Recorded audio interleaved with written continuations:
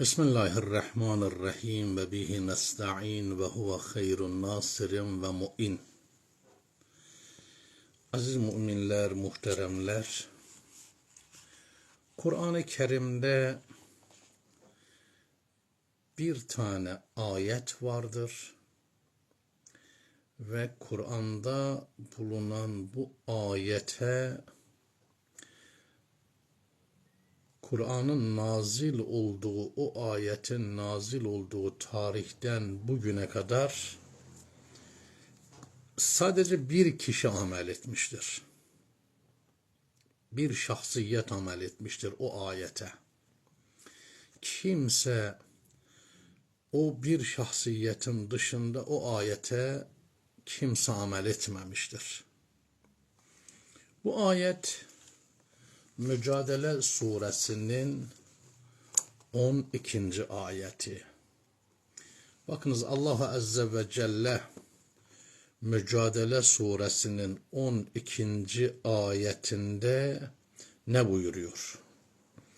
Ya eyyühellezine amenu estaizu billah. Ya eyyühellezine amenu İza naceytumur resule fakaddimu beyne yedey necvakum sadaka. Yani ey iman getirenler, peygamber ile baş başa konuşacağınız zaman, peygamber ile böyle sırlı, gizli fısıldayarak, necva fısıldayarak konuşmaya denir. Baş başa konuşacağınız zaman, baş başa konuşmanızdan önce bir sadaka verin.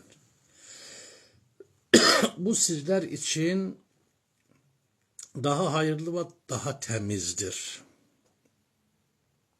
Sizler için daha hayırlı ve daha temizdir. Bu ayet nazil oldu. Bu ayet neden nazil oldu? Bu ayet, bakınız, Medine'de Peygamber Efendimiz ile bazı sermayedarlar, zengin olan insanlar geliyorlardı, özel konuşuyorlardı. Gizliden konuşuyorlardı, fısıldayarak konuşuyorlardı. Bu durum Peygamberimizi de rahatsız ediyordu. Çünkü toplumda bir kutuplaşmaya kapı açıyordu bu durum.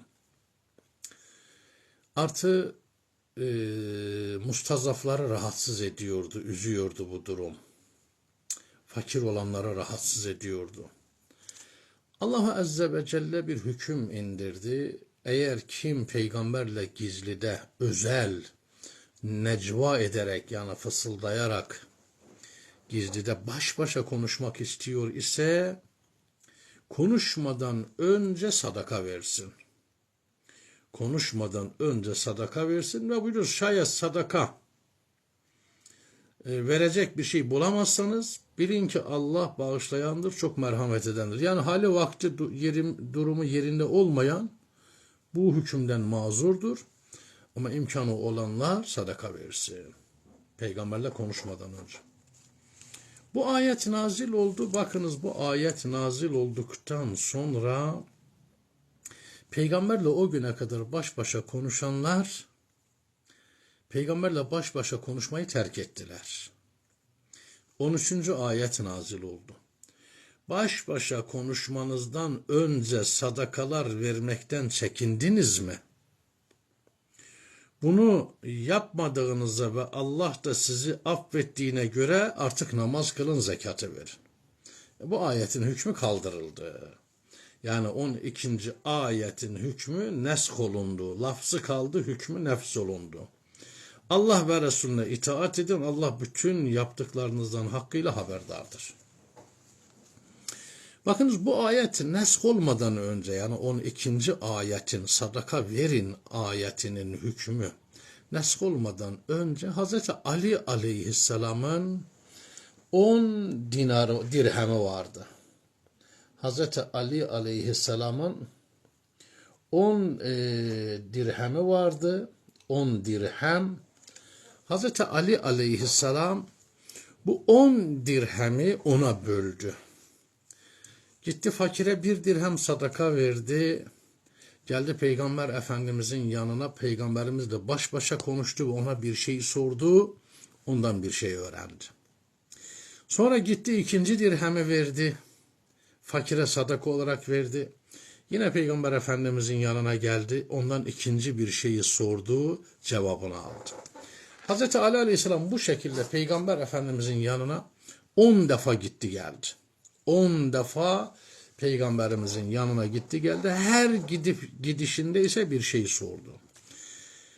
Hz. Ali Aleyhisselam'ın Peygamber Efendimiz'den 10 dirhemi sadaka vererek sormuş olduğu 10 soru şunlardan ibaret. 1. dirhemi fakire sadaka verdi Hz. Ali Aleyhisselam. Geldi Peygamber Efendimizin yanına sordu. Ya Resulallah mel vefa. Vefa nedir? Peygamberimiz buyurdu ki et-tevhidu şehadetu en la ilahe illallah. Vefa Allah'ın birliğine şehadet getirmektir. Hz. Ali Aleyhisselam ayrıldı Peygamberimizin yanından, gitti 2. dirheme fakire sadaka verdi. Geldi Peygamberimizin yanına, 2. soruyu sordu. Baş başa konuşuyor Peygamberimiz ile. 2. soruyu sordu. Ya Resulallah ve mel fesad? Fesat nedir? Fesat nedir? Kale el kufru ve şirku billah.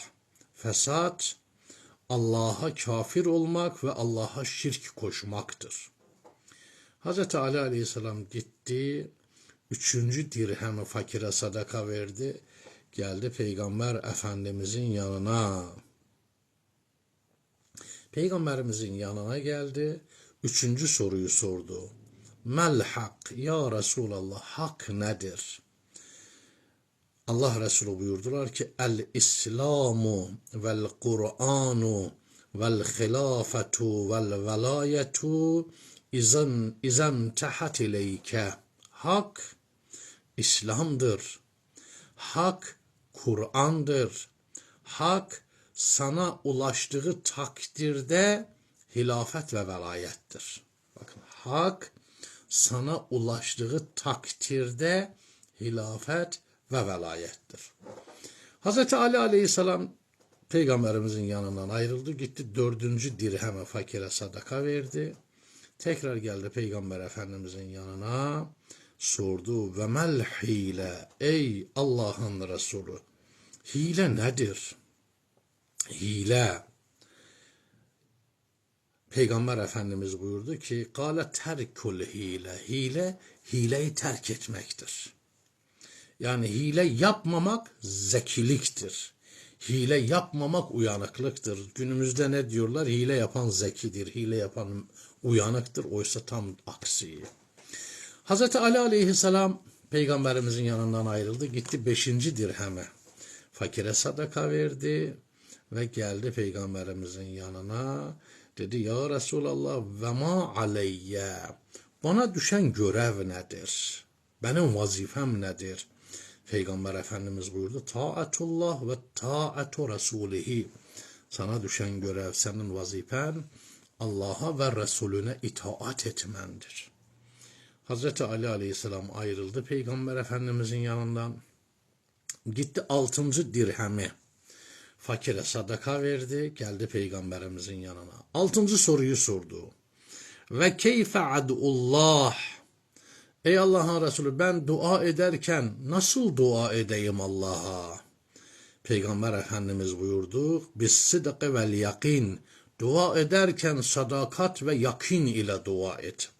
Sadakatle dua et ve duanın icabete erişeceğine yakin ederek dua et. Hz. Ali Aleyhisselam gitti, Peygamberimizin yanından ayrıldı. Gitti bir fakir buldu. 7. dirhemi fakire sadaka verdi. 7. dirhemi tekrar döndü Peygamberimizin yanına. Dedi ve ma es'elullah. Ey Allah'ın Resulü, ben dua ederken Allah'tan ne isteyeyim? Allah'tan ne isteyeyim? Kale el afiyetu. Allah'tan afiyet iste buyurdu. Afiyet. dünya afiyeti,